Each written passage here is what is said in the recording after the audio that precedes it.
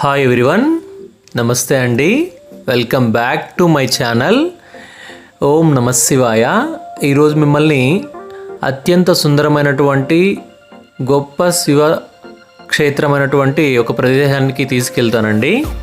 ఇది ఎక్కడో లేదండి, మన మదనపల్లికి వెరీ నియర్ 6 to 8 కిలోమీటర్స్ రేంజ్లో ఉంటుంది. మదనపల్లి బెంగళూరు హైవే నుంచి వెళ్ళొచ్చు. ఈ టెంపుల్ వచ్చేసి వేంపల్లి విలేజ్కి సంబంధించింది. ఇది శ్రీ బ్రహ్మరాంబ సమేత మల్లికార్జున స్వామి టెంపుల్ అండి. ఈ శివలింగం, ఇక్కడ ఉన్నటువంటి శివలింగం స్వయంభుగా వెలిసినటువంటి శివలింగంగా ఇక్కడ ప్రసిద్ధి. మీరు గమనించినట్లయితే ఈ ప్రదేశం చాలా సుందరంగా ఉంటుంది. ఎందుకు ఇన్నిసార్లు ఈ మాట చెప్తున్నానంటే, కొండలపైన మనకు చాలా అద్భుతమైనటువంటి వ్యూ పాయింట్స్ ఉంటాయి. ఈ వ్యూ పాయింట్స్ నుంచి మనం అబ్జర్వ్ చేసినట్లయితే ఆల్మోస్ట్ మదనపల్లి మొత్తం మన కంటికి కనపడుతుంది. అన్ని వైపులా, ఒక టౌన్లోనే కాదు, టౌన్ బయట కూడా చుట్టుపక్కల మనకు కనపడుతుందండి. నెక్స్ట్ అదేవిధంగా మనకు ఈ కొండల మధ్యలో మనం వెళ్తున్నప్పుడు ఈ చుట్టుపక్కల ఉన్నటువంటి చిన్న చిన్న చెట్లు కావచ్చు, నెక్స్ట్ అట్లనే పెద్ద పెద్ద బండరాళ్ళు కావచ్చు, నెక్స్ట్ లోయలు కావచ్చు, మన కంటికి చాలా కనువిందు కలిగిస్తాయి. ఇప్పుడిప్పుడే ఇక్కడ రోడ్డు మార్గం వేస్తున్నారండి, అంటే కంకర మొత్తం వేసి పెట్టున్నారు. ఈ రోడ్డు మార్గం పూర్తయ్యే కొద్దీ ఇది ఇంకా చాలా అద్భుతంగా ఉంటుందని చెప్పుకోవచ్చు. కొంచెం వర్షాకాలంగా మనం ఇక్కడికి వెళ్ళినట్లయితే కన్నా, కొంచెం అంటే వర్షం పడిన తర్వాత మనం వెళ్ళినట్లయితే కన్నా ఇక్కడ చెట్లు బాగా చిగురించితే ఈ ప్రకృతి అందం ఇంకా 10 రెట్లు పెరుగుతుందని చెప్పచ్చు. ఒక వ్యూ పాయింట్ నుంచి మనం చూసినట్లయితే ఈ కొండపైకి వచ్చేటువంటి రూట్, ఈ బస్సు మార్గం కానీ లేదా కారు కానీ బైక్స్ అయితే ఆరాంగా వచ్చేస్తాయి. రావడానికి రోడ్డు వేస్తున్నారు. ఈ రోడ్డు ఎంత అద్భుతంగా ఉందో, ఈ విష్ణువు దగ్గర ఉన్నటువంటి సర్పం ఏదైతే ఉంటుందో ఆ సర్పం అంతా అందంగా ఉందండి.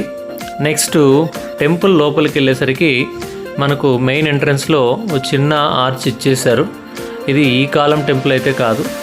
నెక్స్ట్ ఈ టెంపుల్ పైకి మనము కొండపైకి వెళ్ళంగానే కొండపై మార్గంలో మనకి టెంపుల్ కనపడుతుంది. ఈ టెంపుల్ని గమనించినట్లయితే నేను ఒక 2 years ముందు వెళ్ళినాను. అప్పటికి ఇప్పటికి చూసుకున్నట్లయితే ఫెన్సింగ్ వర్క్ అది ఇది చాలా గొప్పగా చేశారు. నెక్స్ట్ ఇక్కడ మనం మెయిన్ ఎంట్రన్స్ చూసుకున్నట్లయితే ఒక ఏదో మనకు తెలియనటువంటి వైబ్ క్రియేట్ అయ్యేటట్టు ఉందండి. ఇక్కడ ఉన్నటువంటి మండపం ఏదైతుందో ఈ మండపాన్ని మనం గమనించినట్లయితే ఈ గుడి మొత్తాన్ని ఒక చరిత్రని మనం అంచనా వేయచ్చు. ఎందుకు ఈ మాట అంటున్నానంటే, మనం ఇక్కడ నుంచి ఏ టెంపుల్కి వెళ్ళి చెక్ చేసుకున్నా సరే, ఫస్ట్ ఆఫ్ ఆల్ ఒక్క నిమిషం ఆ శివయ్యని దర్శించుకోండి. మేము పోయిన టైంకి క్లోజ్లో ఉంది. అక్కడ ఉన్నటువంటి గ్రిల్ లోపల నుంచి నేను ఈ వీడియో తీశాను. ఓం నమ శివాయ. మనస్ఫూర్తిగా దేవుని స్మరించుకోండి. ఈ శివలింగ దర్శనం జరిగిన తర్వాత మనం గొప్పగా ఇదివరకు మాట్లాడుకున్నట్టు ఆర్చ్ గురించి ఇక్కడ ఉన్నటువంటి బయట ఉన్నటువంటి మండపం గురించి మాట్లాడుకున్నట్లయితే ఈ మండపానికి ఉన్నటువంటి ఏవైతే ఈ స్తంభాలను మనం గమనించినట్లయితే ప్రతి స్తంభానికి ఒక ప్రత్యేకత ఉందని చెప్పచ్చు. ఎందుకు ఈ మాట అంటానంటే, ఎక్కడైనా సరే స్తంభం నిలబెట్టాలనుకోండి, ఒక చిన్న గుంత తీసి ఆ మట్టి తోడేసి ఆ మట్టి లోపల దీన్ని ఫస్ట్ గట్టిగా నిలబడేటట్టు పెట్టిన తర్వాతనే మండపం కడతారు. కానీ ఇక్కడున్న స్తంభానికి, ఏ స్తంభానికి కూడా కింద గుంత తీసి అయితే తీయలేదండి. జస్ట్ రాయి పైన రాయి అట్లా పెట్టేశారు. అది ఎట్లా పెట్టగలిగారో ఏమో మనకు తెలియదు. అసలు ఎక్కడ చిన్న అన్బ్యాలెన్స్ అని మనకు అనిపించదు. ఒక రాయికి సంబంధమే లేదు, అంత చక్కగా పెట్టారు. నెక్స్ట్ ప్రతి స్తంభానికి కూడా ఏదో ఒక కళాఖండాన్ని చెక్కి ఉంచారు. నెక్స్ట్ గుడి బ్యాక్ సైడ్ నుంచి చూస్తే మాత్రం వ్యూ పాయింట్ అదిరిపోతుంది.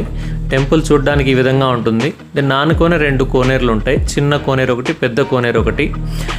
ఇక్కడికి రాగానే గాలి మనల్ని నెట్టేస్తుందా అన్నంత భీకరంగా గాలి వస్తుంటుంది. చాలా సంతోషం అనిపిస్తుంది మనసుకి. ఇక్కడ టెంపుల్ ఏదైతే ఉందో, టెంపుల్ ఎక్కడి నుంచి అయినా సరే మనకు క్లియర్గా కనపడుతుంది. మనకు అక్కడ టెంపుల్ ఉందని మనం అబ్జర్వ్ చేయాలంతే. ఇది కొంచెం పెద్ద కోనేరు. ఈ కోనేరు సహజసిద్ధంగా ఏర్పడిందా లేదా ఆ టైంలో రాజుల కాలంలో దీన్ని ఏమైనా ఏర్పాటు చేస్తున్నారన్న విషయం అయితే తెలియదు. ఇప్పటికి కూడా వాటర్ ఉన్నాయి. ఈ వాటర్ దీనికి వాటర్ లైన్ కింద నుంచి కూడా ఉందండి, అంటే కింద నుంచి పైకి పంపింగ్ చేస్తున్నారు. వర్షాకాలంలో అయితే వాటర్ వాటంతట అవే ఉండొచ్చు. నెక్స్ట్ మనం ఈ టెంపుల్ దగ్గర నుంచి ఆ లెఫ్ట్ సైడ్ మనం చూసినట్లయితే వరాల గంగమ్మ తల్లి ఆలయం అని చెప్పేసి చాలా గొప్పగా అక్కడ కూడా ఒక ఆలయాన్ని నిర్మిస్తున్నారు. ఇది మదనపల్లికి మనం చూస్తుండగానే మంచి సందర్శన ప్రదేశంగా మారబోతుందని ఎందుకో నాకు అనిపిస్తుంది. మనం కొంచెం మనసుకు పెట్టి ఇక్కడ అబ్జర్వ్ చేసినట్లయితే ప్రతి చిన్న చెట్టు కానీ గడ్డి కానీ రాయి కానీ మన మనసుకి చాలా దగ్గర భావనని కలిగిస్తున్నాయి. ఎందుకంటే ప్రకృతిలో ఉన్న ప్రతి ఒక్కటి కూడా మనిషిని ప్రేమిస్తాయి. మనిషి మనం మనసు పెట్టి వాటిని జాగ్రత్తగా అబ్జర్వ్ చేస్తే చాలు. మీకు ఇదివరకు చెప్పినట్లు ఈ మార్గం చూడండి ఎంత గొప్పగా ఉందో, ఈ మార్గం చూడడానికి ఎంత అందంగా ఉందో. నెక్స్ట్ ఈ కొండపైన కోతులు ఉన్నాయి. ఇంకొక చిన్న విషయం చెప్పడం మర్చిపోయినాను, ఇక్కడ స్పెషల్ డేస్లో మాత్రమే మనకు టెంపుల్ తెరిచి ఉంటుందండి. ఆ టెంపుల్ గోడ పైన పూజారి గారి యొక్క నంబర్ రాసి ఉంది.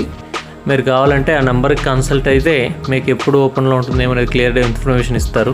కోతులు ఉన్నాయండి కొండపైన విపరీతంగా. నెక్స్ట్ మిగిలిన రేస్లో పోయినప్పుడు మాత్రం కొంచెం జాగ్రత్తగా ఉండండి, మనసులో ఎవరు ఉండరు. మేము వెళ్ళేటప్పుడు కూడా కట్టి పట్టుకుని నడుచుకొని వెళ్ళాం. రీజన్ అదే. ఈ టెంపుల్ యొక్క వ్యూ కింద నుంచి ఈ విధంగా ఉంది. మేము లెఫ్ట్ సైడ్లో ఉన్నటువంటి వరాల గంగమ్మ తల్లి ఆలయం వైపుకి వెళ్ళాం. కాకపోతే అక్కడ వర్క్ జరుగుతుంది, అక్కడ ఈ రూట్ నుంచి పోలేమంట, అందుకే రిటర్న్ అయిపోయినాం. ఈ రోడ్డు మార్గం అయితే ఇప్పుడిప్పుడు అభివృద్ధి చేస్తున్నారు. కొంచెం ఈ గట్టి కంకర అంతా ఉంది, కొంచెం జాగ్రత్తగా వస్తే సరిపోతుందండి.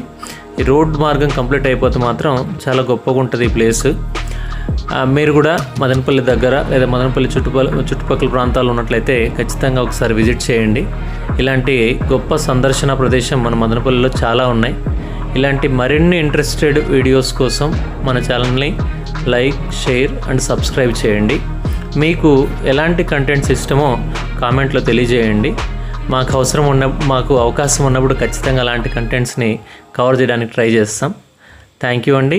Thank you so much for watching this video. Have a nice day.